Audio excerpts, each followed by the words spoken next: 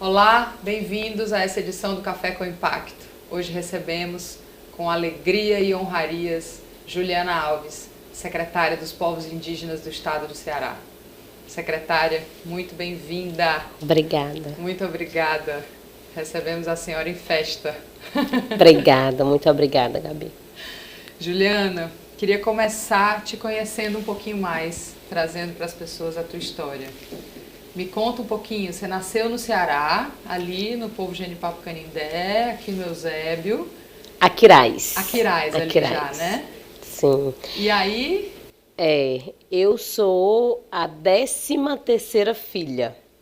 Minha mãe teve 16 filhos, 8 homens, 8 mulheres. Minha mãe é a cacique pequena, a primeira mulher cacique na América Latina. É um lindo legado. Lindo legado, exatamente. Nasci no dia 5 de agosto de 85, estou com 37 anos, né, prestes a comemorar aí os 38 anos. Nasci no território da Lagoa Encantada, município de Aquiraz, distrito de Iguape. Nasci e me criei dentro da aldeia, dentro do território, né? Eu nunca saí da aldeia para estudar ou para morar fora. Sempre convivi lá com meus pais, até eu ter os primeiros relacionamentos, casamento. Eu fui mãe na adolescência, fui mãe aos 16 anos de idade. Mas mesmo assim, eu sempre fui muito didática aos estudos, né? Quando criança, minha mãe sempre me perguntava, indagava o que era que eu ia ser quando crescesse. Eu falava para ela que eu queria ser professora ou advogada, né? E aí não consegui ainda ser advogada, embora tenha entrado no curso de Direito, né? Mas desisti com 2 anos, né? Estava com 2 anos que estava cursando, mas fiz graduação, fiz licenciatura e fui ser professora, logo consequentemente fui ser gestora da Escola Indígena do Povo Genipapo Canindé. E hoje eu sou mestra em antropologia, né? Fiz mestrado também em antropologia e já ir buscando já ver se eu consigo fazer doutorado também. Porque quando eu terminava o mestrado, minha mãe já dizia assim, era eu apresentando a dissertação do mestrado e ela, minha filha, vai já começar o doutorado, né? Eu, sim, vamos já começar. O teu mestrado foi sobre a história de vida da mãe, cacique né? pequena, exatamente, né? A história de vida da minha mãe é uma história muito bonita, né? A gente tem, ela teve aí muitos problemas, né? Antes de se tornar cacique, que o cacicado dela vem no dia 6 de março de 1995.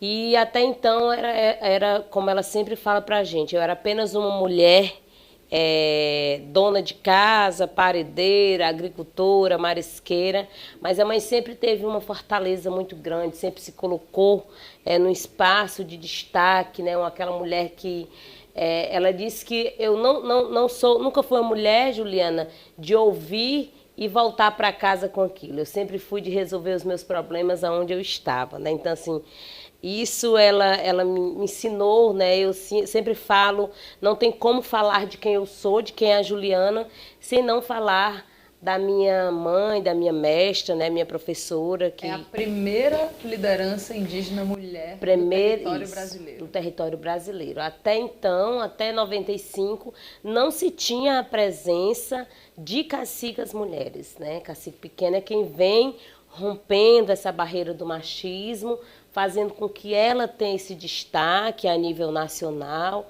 Inclusive, temos matérias a nível nacional que dá essa titularidade a ela, reconhecendo a mesma como sendo a primeira mulher cacica na América Latina. Que lindo, na América Latina? Sim. Uau, sim. Que lindo. É curioso isso, né? Porque é como se, eu acho bonita essa história, assim, é como se todas as batalhas feministas de repente encontrassem os povos originários, os povos tradicionais, né? E juntos a gente fosse criar um mundo novo que não existia antes. Nessa perspectiva, né? Assim, de trazer com que esses povos possa ir fortalecendo, né? As lutas dos povos indígenas é uma luta bem específica, mas essa luta que tem essa especificidade, ela é diversa, né? A gente consegue compreender que são povos que eles fazem menção ao território. Nós não saímos do território, nós temos a terra como um pertencimento de muito respeito, né? Não é apenas a terra para que a gente possa usufruir, tirar dela o sustento, fazer a moradia, né? O plantio, mas não é terra para usar e comercializar. Uhum. É uma terra que para a gente tem toda uma simbologia espiritual, né? Que nos remete a toda uma força, a toda uma encantaria que resplandece sobre nós, povos indígenas, que acreditamos que sem o direito à Mãe Terra, a gente não tem o direito à vida, né? Porque a luta pela Mãe Terra é a mãe de todas as lutas, né? Aqui eu trago, por exemplo, a nossa deputada federal, Célia Chacriabá, que é de Minas Gerais. Celinha, que é uma das minhas amigas e que integra um movimento de mulheres, integramos juntas, ela diz que antes de chegar, né, a uma destruição com os seres vivos, as pessoas estão destruindo a nossa primeira mãe, que é a nossa matriarca, que é a Mãe Terra. Né? Então, assim, a gente precisa ter esse respeito, precisa olhar para o sentido da terra em um outro formato, com uma outra perspectiva, né? É tanto que já tem estudos científicos que no Brasil, a parte que tem a presença de povos indígenas é onde se tem a preservação ambiental, onde a floresta está em pé, onde os rios e os lagos ainda estão natural, porque a gente tem todo esse cuidado, a gente não utiliza a terra e não utiliza esses espaços para comercialização e nem para efeitos econômicos, né? Mas sim pela soberania mesmo de vida, né? Respeitando que nós estamos aqui por nós, estamos pelos que nos antecederam, mas estamos também pelos que virão, que são as futuras gerações desses povos. Lindo. Juliana, como foi isso? Você tinha 10 anos quando tua mãe se tornou cacica? Sim. Quando minha mãe se tornou cacica, aí a gente teve que aprender a lidar com uma mãe que mais vivia fora de casa do que dentro da casa, né? E aí eu sempre acompanhei minha mãe, né? Ela em alguns momentos de atividades, assembleias, conferência, né? Eu já conseguia participar, eu aprendi a ler aos 7 anos de idade, né? Eu já desenvolvia muito bem a leitura e a escrita. Então, um dos objetivos da minha mãe em me levar para as diversas reuniões da Assembleia era para escrever, né? Minha mãe, ela as atas. Isso. Minha mãe é semi-alfabetizada, ela nunca conseguiu desenvolver a leitura e a escrita, embora ela tenha terminado o ensino médio na escola indígena, mas ela nunca conseguiu desenvolver a leitura e a escrita. Então, ela ela convidava e dizia: Juliana, você vai comigo, porque você vai escrever, para quando chegar aqui na aldeia, eu não esquecer de nada para poder repassar para o povo. E outros filhos iam ou só você? A princípio, só eu acompanhava. E logo depois, o Heraldo, né, que é meu irmãozinho, o Preazinho, começou a acompanhar também. A Bidinha, que é a nossa cacica Jurema, que é uma das minhas irmãs mais velhas, né, começou a acompanhar também. E logo depois do retorno do meu irmão, que hoje se tornou pajé há algum tempo, ele também começou a acompanhar a luta da minha mãe, né? Mas eu sempre acompanhei com esse objetivo, de fazer a escrita para quando a gente retornar ao território, ela repassar com mais propriedade o que tinha decidido, o que tinha acontecido na reunião, conferência ou assembleia que a gente tivesse participado. E foi dessa forma que eu fui me colocando mais ainda à disposição da luta, tanto do meu povo, mas também a luta a nível de Estado, né, no estado do Ceará. Aos 14 anos, né, eu me tornei representante líder do primeiro Conselho de Saúde Indígena do povo Genipapo-Canindé. E aí, aos 14 anos, eu estava dentro desse conselho representando os jovens, né, da aldeia.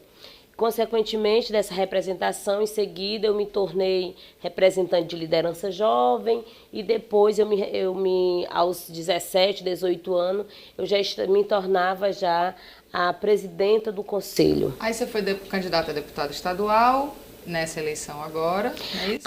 E agora a gente já vem falando dessa perspectiva desses anos recente, né? Primeiramente, eu estive candidata a vereadora em Aquiraz, no meu município, né? Em 2016. Né? Eu sou comunista, sou filiada ao PCdoB. E em 2022, né? Logo no início, eu recebia o convite do meu partido para que eu pudesse integrar enquanto candidata ou a deputada federal, a deputada estadual. Eu preferi alinhar junto à luta dos povos indígenas, junto ao movimento, consultando primeiramente a minha mãe, né, a quem eu tenho sempre muito respeito de consultar sobre decisões que eu preciso tomar. E aí ela me respondia que eu nasci para voar. Ela dizia assim, minha filha, se eu conseguir chegar onde eu cheguei, sem saber ler e sem saber escrever, imagine você que já detém, já domina desse conhecimento da universidade. Então, estou aqui para lhe apoiar e quero ter saúde, ela dizia, né? Quero ter saúde para fazer campanha juntamente com você, né? E isso aconteceu em 2022, eu vim candidata a deputada estadual, tirando aí 5.709 votos, né, votos com muita representatividade de pessoas, de cearenses que acreditaram na nossa luta e que acreditam na luta dos povos indígenas. E como foi o convite para a secretária? Aí, depois que eu estive, né, candidata, que teve toda a questão de ganharmos, né, da esquerda, de uma certa forma, ganhar. O governo Lula volta o governo Lula espaços e nomeiam pela primeira vez um ministério, Ministério dos Povos Indígenas. Sim. Na verdade, foi um acordo que o próprio presidente Lula, ele no 18º acampamento Terra Livre. O que é o acampamento Terra Livre, Juliana? É a maior Assembleia Nacional dos Povos Indígenas e que acontece anualmente em Brasília. E aí, no 18º acampamento Terra Livre, em 2022, quando Lula foi procurar os indígenas que estavam no acampamento, ele pedia que os indígenas pudessem ajudar ele nessas eleições de 2022. Né? E aí, o nosso Weber Tapeba, que é vereador licenciado de Caucaia, é uma das nossas grandes lideranças a nível de Estado e que hoje ocupa o cargo de secretário na Secretaria Especial da Saúde Indígena, o Weber fez a seguinte fala: Lula, nosso eterno presidente, nós não queremos só lhe ajudar a eleger nessas eleições de 2022, mas nós queremos lhe ajudar a governar o Brasil. E aí, quando o Weber fez essa fala de que os indígenas gostariam de ajudar o Lula a governar o Brasil, Lula, mais uma vez, vai e se respalda e se compromete a dizer que, se eleito fosse, ele criaria o primeiro Ministério dos Povos Indígenas do Brasil. E foi isso que aconteceu. Logo em janeiro, a gente teve, com muito êxito, né, isso, e que a gente traz aí uma grande mulher também à frente, que é a nossa Soninha Guajajara, que também é deputada federal, eleita por São Paulo, né? Sônia decidiu ser candidata a deputada federal na maior capital, né, do Brasil, onde tem um eleitorado muito maior, né? E aí um imenso desafio, exatamente. Mas aí ela consegue sair com muito êxito e hoje também deputada licenciada, né, para poder estar à frente do Ministério, se torna, né, a convite do presidente Lula, se torna a primeira ministra dos povos indígenas. E aí também Respaldando essas mulheres, nós temos também Joênia Wapichana, que foi a nossa primeira mulher indígena a ser eleita como deputada federal e assumir, né, a casa, e hoje está à frente da FUNAI enquanto presidenta. Pela primeira vez, povos indígenas ocupam lugares de decisão para decidir sobre si mesmos. Exato. Né? É a primeira vez. Eu vou te pedir para a gente esperar um pouquinho o próximo bloco para falar mais sobre isso. A gente já volta com Juliana Alves, secretária de Povos Indígenas do Estado do Ceará. Até já.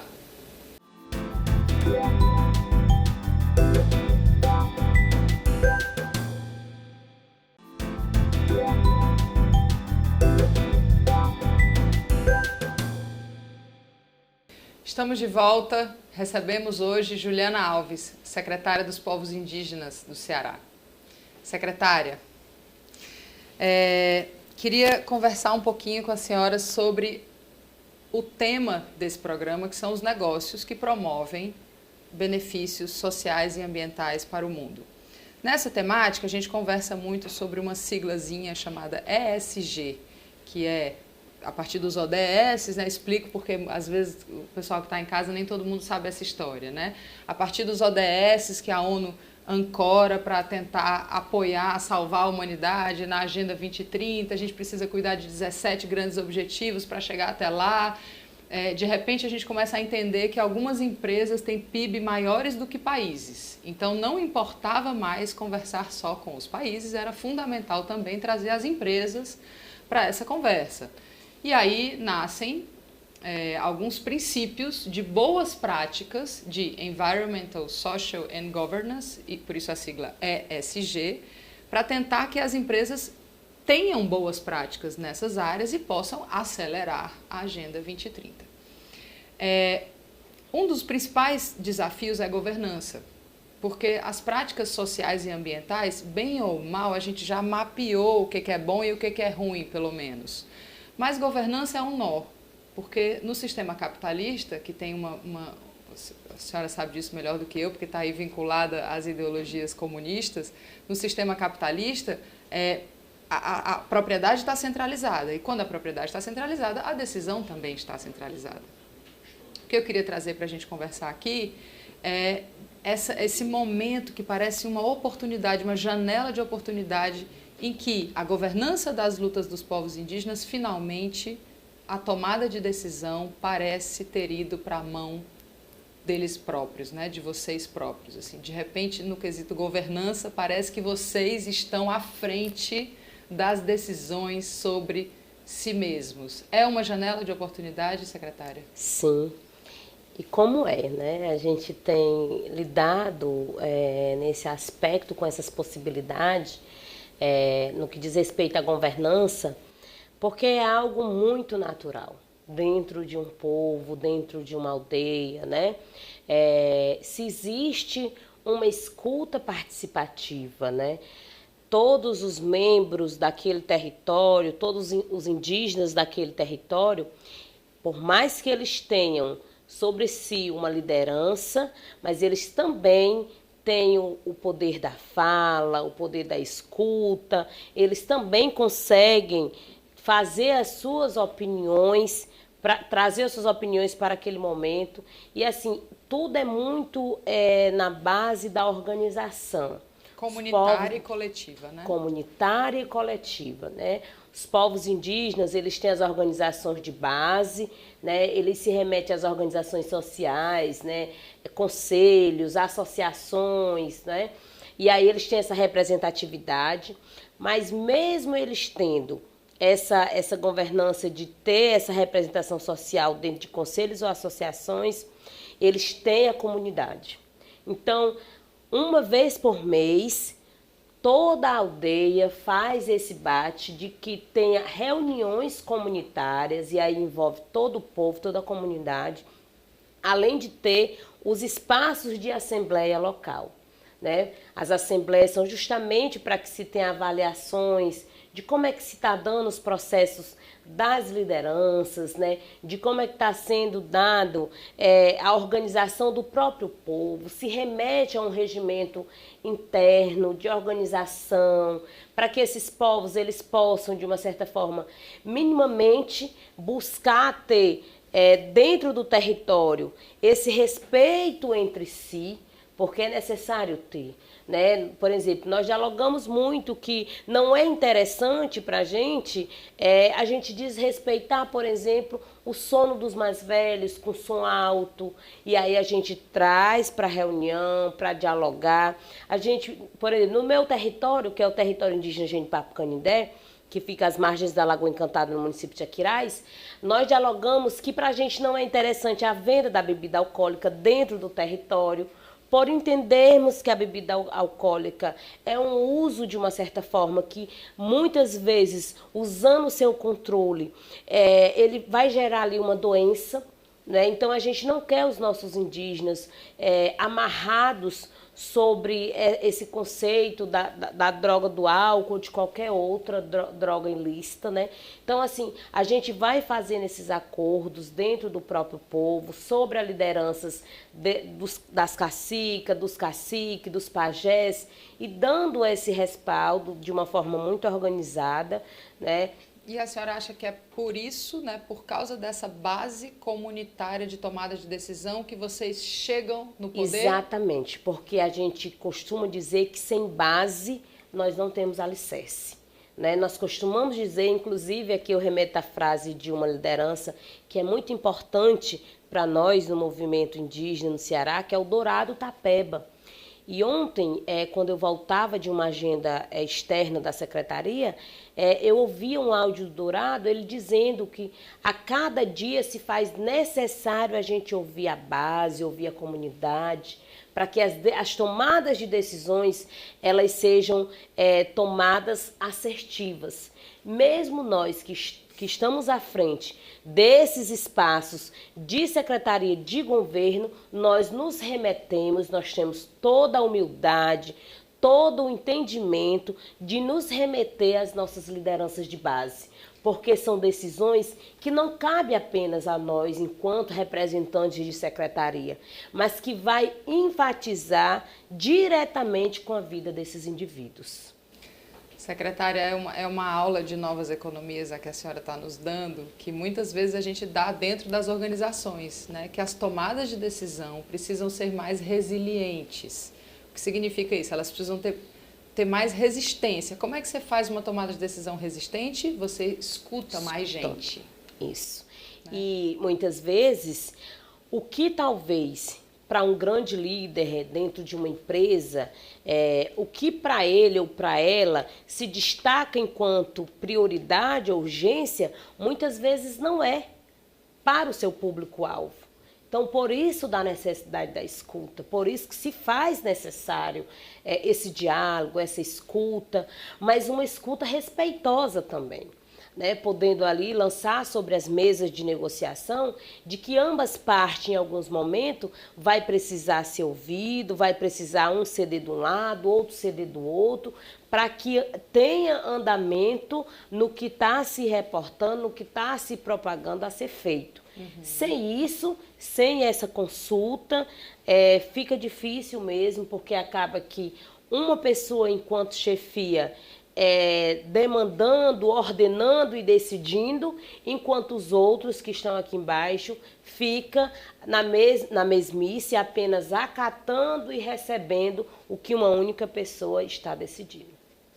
Ainda sobre governança, secretária, das maiores tendências de gestão no mundo dos negócios é voltar para os aprendizados dos povos originários. Então, a gente tem... porque é isso, né? A senhora está aí dando aula de como se toma decisão em organizações. Como se deveria tomar boas decisões em organizações. Então, a gente tem, por exemplo, sociocracia, holocracia, decisão por consenso, mecanismos de horizontalidade. São todos nomes bonitos para aprendizados feitos em gestão de organizações, hoje no mundo, né? Que querem ser muito inovadoras, e o que elas estão fazendo? Estão voltando para aprender como se tomam decisões em povos originários? Como se constrói base, né? Quando a gente fala cultura organizacional, como é que você constrói uma cultura dentro de uma organização, uma cultura sólida, uma cultura resiliente? Então, é muito sobre isso, né? Pronto. E é exatamente fazendo esse papel inverso, da busca novamente por esse conhecimento. Porque muitas vezes também, Gabi, é colocado e é imposto de que o campo da universidade é o campo sabedor, é o campo da ciência que sabe tudo. E aí, eu, enquanto antropóloga indígena, eu sempre digo que estar dentro do espaço da universidade é um desafio, principalmente para nós indígenas, porque a gente faz o caminho reverso. Né? Porque se a universidade, o campo da universidade fosse o campo da ciência, de que tudo sabe, nós, enquanto pesquisadores, nós não precisaríamos do campo do território para poder aplicar as nossas pesquisas e para que sejam pesquisas realmente. Não basta a gente só citar grandes escritores como os Levi-Strauss e todos os outros escritores que fazem da academia e que está lá, né, enquanto escritores, mas que nós, enquanto indígenas, nós temos o nosso campo da pesquisa. E é por isso que se faz necessário essa reconexão do retorno para essa busca ativa do aprendizado. Sim. Secretária, a visão, né, a cosmovisão dos povos indígenas é muito diferente da que o povo ocidental tem e do que o capitalismo ancora, né? E sempre que eu vejo uma tentativa de inserir os povos indígenas no sistema vigente, eu fico me perguntando, queria ouvir sua opinião, assim, até que ponto é possível? Colocar a ponto de dizer que os indígenas, eles têm que... Vou refazer a pergunta. Eu acho que a pergunta é a seguinte: a senhora acha que vocês deveriam vir se reunir a nós aqui nesse caos? Se integrar à sociedade, né? Ou se a gente deveria ir onde vocês estão, lembrar Olhem, do que pode nos tirar desse caos? Eu vou ser muito sincera a ponto de dizer que eu não faço questão nenhuma de estar nessa barbude. Que é este espaço louco. Eu chego para trabalhar por volta das 9 da manhã, eu moro no território, né? Eu trabalho aqui em Fortaleza, mas moro no meu território, né? Eu volto, nem que seja meia-noite, para a aldeia, porque na minha essência, na minha concepção, eu preciso ter essa conexão com o meu território. Então, assim, essa vida... Enquanto pessoas falavam, os indígenas são pessoas que precisam se reintegrar à sociedade. Mas nós estamos dentro da sociedade. Nós estamos em meio à sociedade. Mas nós estamos do nosso jeito. Né? Nós estamos com os nossos costumes, com as nossas tradições. Nós não precisamos viver essa vida louca de atropelar isso, de atropelar aquilo, fazendo... Não. Nós vivemos, estamos sim integrados dentro da sociedade, nós somos cidadãos, né, como qualquer outro, mas que nós decidimos, pelo uso, costume das crenças, línguas e tradições, se voltar para dentro dos territórios, que é claro que isso, há muito tempo é necessário a gente também dizer, que alguns indígenas que hoje vivem às margens da cidade ou estão no espaço urbanizado, é porque, infelizmente, tiveram seus territórios invadidos, né? E aí a gente sabe muito bem por quê e por quem que esses territórios foram invadidos, né? E aí, alguns indígenas que ainda estão dentro dos seus territórios, na sua terra tradicional,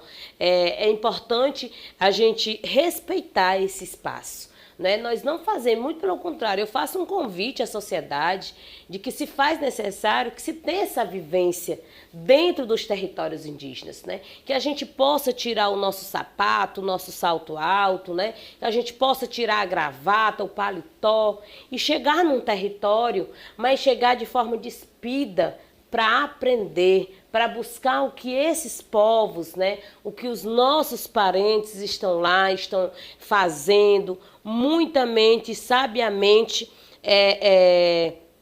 a cultura desses povos sendo aí, de uma certa forma, que é praticada, né, dentro do cotidiano, tanto faz ser da escola como da própria comunidade. Então, se faz necessário a gente ter esse olhar, né? E assim, eu, enquanto pessoa que vivencio esses dois mundos, eu sempre digo que não, eu prefiro estar no meu espaço, no meu território, porque é algo que faz com que a gente se reconecte, sabe?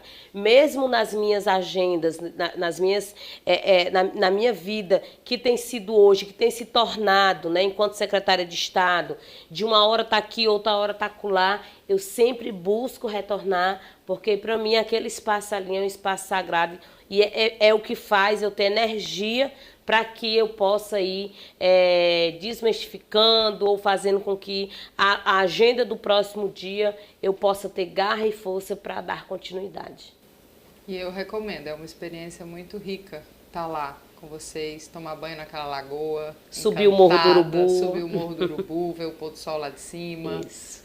É tudo muito... Não só, né? A gente está falando aqui como se fosse uma visita turística, mas Não. eu acho que o exercício é outro. Isso. Né? Bem o que a senhora trouxe, um exercício de aprendizado e de encontro real, principalmente abandonando o nosso colonizadorzinho que dorme no peito de toda pessoa branca, né? Isso. Abandonando ele por algumas horas e deixando esse encontro acontecer de outra forma, né? E para isso eu convido vocês, nós temos as festas tradicionais. Nós temos as festas tradicionais que ocorrem anualmente. A festa do povo Genipapo Canindé acontece no dia 9 de abril e também tem uma outra festa que acontece no dia 4. A do dia 9 é a festa do Marco Vivo e a do dia 4 de novembro é a festa do Mocororó, onde nós consagramos, né, e reverenciamos a bebida do caju, né, que é o mocororó, que é uma bebida que é nossa, é típica, sagrada, né? tem toda uma simbologia. Vou falar mais sobre todos esses grandes valores da cultura indígena do povo Genipapo Canindé no próximo bloco. Até já.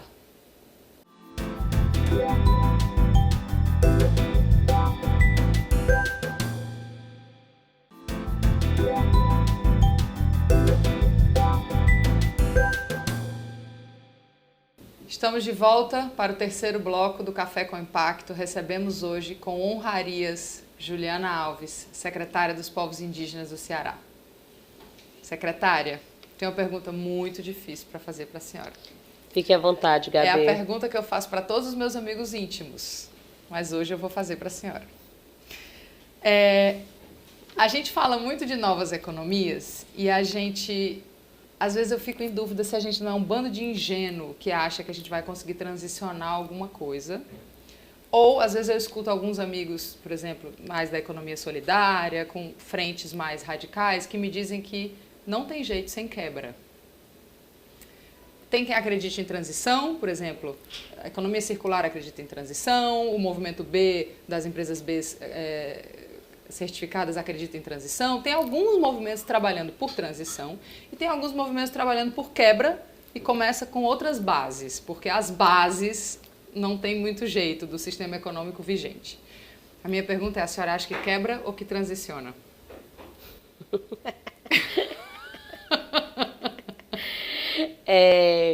Dentro dessa perspectiva do que a gente está falando, eu acredito muito que possa existir aí sim uma quebra. Né? Mas é claro, essa transição ela precisa se dar a partir do momento que a gente também tem o aceite, né, dessas novas perspectivas. Né? E aí, para que se tenha essa quebra, é preciso, sim, primeiramente, vir essa transição. Né? Não basta a gente querer que as coisas aconteçam, se enquanto nós estamos aqui falando, em algum momento da nossa vida, se a gente não fizer essa transição, se a gente não fizer essa quebra. E fazer com que isso aconteça na praticidade. É importante, eu sempre coloco nas minhas falas, que é importante que o nosso discurso, que a nossa fala, ela seja a nossa prática. Então, dentro dessa perspectiva, existe sim essa possibilidade. Mas é claro que para que haja a quebra, é preciso primeiro fazer essa transição. Que uma não vai conseguir chegar se não tiver a outra. para que a gente possa fazer essa transição, é trabalhando, trazendo essa perspectiva de uma nova reconstrução dessa economia, do que a gente percebe enquanto economia, né? E também valorizando essa economia criativa, comunitária, que já se existe, que já se tem, e inovando, né, para que a gente possa realmente obter êxito diante desse cenário que nós estamos, de uma certa forma, vivenciando. Apocalíptico, né, secretária? Apocalíptico. Apocalíptico. Isso é apocalíptico, né? Exatamente. Temos muito pouco tempo para dar conta de uma crise ambiental. E nós estamos falando aí de dívidas, né, e de cenários que já vem se colocando já há décadas, né? Sim. Então a gente não consegue fazer isso também. Eu costumo dizer muito que nós não temos bolinha de cristal, né? E que nós não estamos fazendo um conto de fada, né? Da Maria e do João, né? Ou então da Cinderela. Muito pelo contrário, nós estamos fazendo, nós estamos lidando com vidas, né? Com pessoas. E estamos lidando também com uma coisa que é preciosa, que é o tempo. Maior recurso disponível no planeta. Exatamente. E o que menos temos. E o que menos temos, porque nós vamos nos deixando ser engolidos, de uma certa forma, nessa atmosfera que diz que eu tenho que fazer isso hoje, ou não, eu não consigo deixar isso para amanhã, ou eu só consigo resolver, esse problema está acontecendo, mas não me cabe resolver esse problema só, mas eu vou ter que resolver. Então a gente se deixa ser engolido por essa atmosfera de que tudo tem que acontecer agora. E aí isso vai consumindo também todo o nosso tempo, mas ao mesmo tempo toda a energia que a gente tem. Também para construir o futuro, né? Por isso que nós temos hoje uma sociedade, e aí uma coisa liga muito à outra, porque também lida com o tempo. Nós estamos tendo uma sociedade hoje aí adoecida, e principalmente adoecida psicologicamente, com distúrbios, né? Com depressão, com ansiedade, porque a gente não consegue mais descentralizar o que é importante e que cabe a toda a minha energia ser depositada naquilo, e o que não é tão importante, que eu vou conseguir resolver, o que eu vou conseguir demandar em um outro momento. Recuperando a sua fala do primeiro bloco, acho que a gente não consegue saber a diferença entre o que cuida da vida, né? A senhora dizia, a gente cuida da vida, cuida da terra, né? E o que não cuida da vida. Que não cuida da vida. Que pode ser feito ou nem feito depois. Exato. Secretária, queria citar, acho que uma das grandes referências no Brasil de arte indígena contemporânea, Jaider Esbel, que infelizmente não está mais entre nós. Jaider tem uma frase em que ele diz: arte indígena contemporânea é uma armadilha para pegar bons curiosos. Não é um quadro, flecha, cerâmica, é um feitiço para falar de um assunto sério, que é a urgência ecológica. Exatamente. Queria que a senhora comentasse essa frase. Sim, sim. Já ele faz essa fala dentro da perspectiva de vivência, né? Fazendo com que a gente possa obter esse conhecimento, mas olhar para o indígena não como um ícone do passado, não como algo que ficou para trás, né? E também não reverenciar os povos indígenas apenas como um mito, como algo que está fora do comum. Muito pelo contrário, né? A gente consegue lidar, e aqui eu sempre trago fala do meu pajé Luiz Caboclo, que é do povo Tremembé, onde ele sempre diz: minha filha, teve uma época que para a gente viver a gente teve que calar, e hoje para a gente continuar vivendo a gente precisa falar. E que é exatamente isso que os povos indígenas têm feito, né? Nessa dimensão somos mais de 300 povos em todo o território brasileiro, falantes de mais de 274 línguas, né? E que são povos que têm aí na sua vida, no seu cotidiano, essas ferramentas de que se faz necessário sim a gente ter uma nova perspectiva dentro desse mundo louco que a gente encara e que a gente vive. Mas sempre também tendo a perspectiva de que eu posso ser quem você é sem deixar de ser quem eu sou. Exatamente ocupando esses espaços, tanto na esfera do poder municipal, estadual ou na esfera do poder federal, que eu posso ser uma advogada, que eu posso ser uma médica, uma enfermeira, mas sem deixar os meus costumes, crenças, línguas e tradições do meu povo, né, para trás. Muito pelo contrário, sempre acompanhando o que é necessário para que a gente possa ter esse bem viver dentro dos povos. Todas as pautas das lutas indígenas estão falando da nossa sobrevivência de toda a humanidade diante de uma crise climática emergencial. E necessária. Né? E necessária. A gente precisa considerar uma urgência, né? Como nos diz Greta Thunberg. Não é possível tratar uma emergência sem considerar uma emergência. Embora a questão das mudanças climáticas, toda essa questão não tem sido muito falado dentro desse viés. E principalmente é algo que a gente vê, por exemplo, nós tivemos aí uma caravana de mulheres indígenas, né, na qual eu faço parte, eu sou cofundadora da AMIGA, que é a articulação das mulheres indígenas guerreiras da ancestralidade.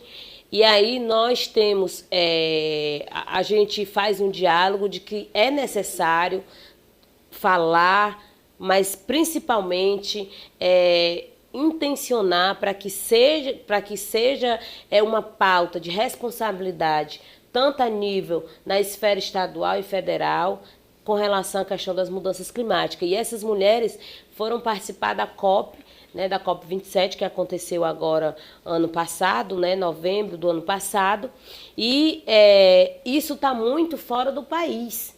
Mas nós não estamos vendo esse diálogo, né, esse conteúdo sendo traçado nas mídias sociais aqui do Brasil, e se faz urgente e emergente que a gente fale sobre as mudanças climáticas, sobre a biodiversidade, sobre todo esse ecossistema que nós, povos indígenas, tanto, de uma certa forma, cuidamos, mas que em alguns momentos também foge das nossas mãos esse cuidar. Secretária, a gente tem como interlocutor principal pessoas do mundo dos negócios, empresas e empresários, enfim, lideranças empresariais. Na sua opinião, o que essas empresas podem fazer de mais efetivo? Porque eu vejo um desafio tão grande em se aproximar das questões indígenas. Às vezes as ambientais são mais óbvias, as sociais, do ponto de vista até de povos periféricos, mulheres, gênero, classe, raça, até a questão da negritude está mais fácil de ser acessada pelos negócios. Mas me parece que as questões indígenas são as mais obscuras. Por que será? Por que será? Gostaria de lhe ouvir sobre isso. Falando das grandes empresas, dos impactos também que essas grandes empresas oferecem, e por que será que não tem esse tratado com relação à bandeira, né, digamos assim, desses povos? A sua pergunta eu já respondo com a seguinte resposta. São empresas onde se gera a principal bandeira dessas empresas é a questão do capitalismo, a questão da economia. O que prevalece é o lucro, né? O que prevalece é o território. E, para nós, povos indígenas, essas empresas, elas iriam, de uma certa forma, as empresas e empreendimentos, né, iriam, de uma certa forma, nos ajudar muito. Se, antes de construir qualquer empresa que fosse, independente de ser dentro ou às margens de qualquer território, nós precisaríamos minimamente, como é garantido na Constituição Federal de 88, ter a consulta livre, prévia e informada. E por que não tem dentro dessas empresas esses povos? Porque, infelizmente, muitas das vezes, são empresas que estão visando esse lucro, são empresas que fazem as suas negociações para que tenha as suas instalações, independentemente nos territórios independentemente dessas empresas ter o direcionamento de ser construída dentro ou fora desses territórios. Por exemplo, quando nós falamos, não vamos falar dentro de um território indígena, mas vamos falar, por exemplo, dessa energia renovável dentro do mar. Nós estamos aí causando, quem está fazendo isso precisa entender que nós temos pescadores, que nós temos marisqueiras, que nós temos famílias que sobrevivem, que a renda dessas famílias é a pesca. A senhora acha que o grande desafio de diálogo é a concepção sobre o uso do território? Sobre o uso do território. É por isso que o diálogo não tem muita base para acontecer? Não tem muita base para acontecer. Porque é claro que nós, enquanto povos indígenas, a gente não vai querer termoelétrica, a gente não vai querer grandes empresas, empreendimentos dentro dos territórios, com grandes impactos dentro dos territórios. E sociais, né? Negativos. E a gente também, nós também não estamos para atrapalhar o desenvolvimento. Agora, esse desenvolvimento ele precisa vir pensado nesses impactos que vão acontecer. Eu posso dizer que a senhora tem muita razão e que a senhora deveria ser ouvida, porque a questão climática seria muito melhor resolvida se a senhora fosse consultada. Mas, na verdade, além de eu que estou aqui fazendo uso da fala, né? Mas é principalmente aqueles que estão lá no território, a senhora, né? Estou falando como representatividade. Isso, que estão lá no território e que de uma certa forma se preocupam, e nós que estamos à frente dessa pasta, a gente tem que se preocupado muito, né? E é claro, temos um governo do diálogo, que é o nosso governador Eumano de Freitas, mas que é preciso ter esse olhar específico para essas demandas dos povos indígenas, né? Esses povos precisam sim ser minimamente serem escutados, né? Por essas grandes empresas que chegam e às vezes chegam dizendo que, por exemplo, eu recebi empresários que dizem que estão em outro país, que estão na Suíça ou estão na Alemanha, em outro país fora do nosso, e que dizem que lá eles trabalham sobre a questão ambientalista, que fazem toda essa questão dos impactos sociais, e que também não querem ocasionar nenhum transtorno no que diz respeito ao meio ambiente aqui no Ceará. E aí a gente perguntava, mas se lá no seu país você faz isso, por que aqui no Brasil tem que ser diferente? Porque a regulamentação não é a mesma. Esse é o grande gargalo. Esse é o grande Exatamente. Gargalo. Aqui pode. Aqui pode tudo. Né? Aqui pode tudo. É o nosso legado colonizado, né, secretária? Aqui pode. Exatamente. E aí é o que faz com que dificulte mais ainda a vida desses povos. Porque a partir do momento que esses povos eles não são ouvidos, eles acabam que, de uma certa forma, também sofrendo essa especulação imobiliária dentro dos seus territórios. E muitas vezes esses grandes empreendimentos, além de causar esses grandes impactos ambientais, ainda não oferece nada em troca a esses povos, muito pelo contrário.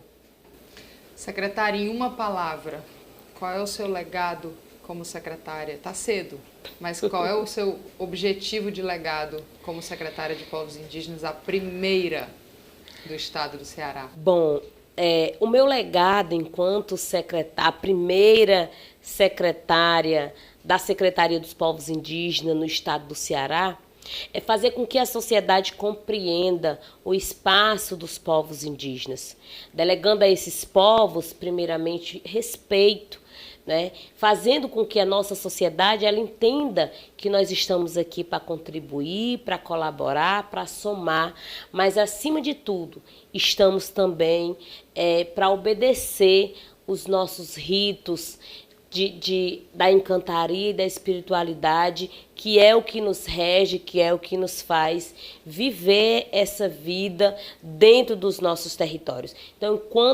enquanto a sociedade não compreender que esses povos precisam ser respeitados diante das suas diferenças e das suas crenças, nós não iremos avançar, e isso é um dos legados que a gente vai trabalhar para que se tenha esse entendimento. Muito obrigada, secretária, pela sua presença. De nada, estamos à disposição.